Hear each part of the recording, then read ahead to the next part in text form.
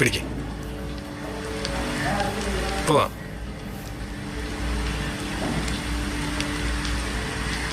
ആ അത് ശരി, ഇതുവരെ പൊട്ടിച്ചില്ലേ? ഇത് രണ്ടും കൂടെ ഞാൻ ഇങ്ങനെ ഇങ്ങതാ.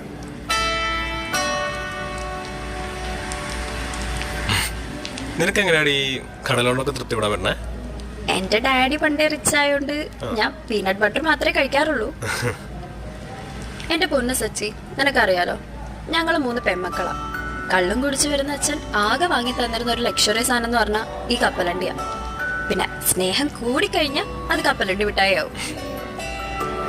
അല്ല, നിന്റെ പിറന്നാളായിട്ട് നിനക്കൊന്നും വേണ്ടേ? അത് പറഞ്ഞില്ലല്ലോ. എനിക്കൊന്നും വേണ്ട.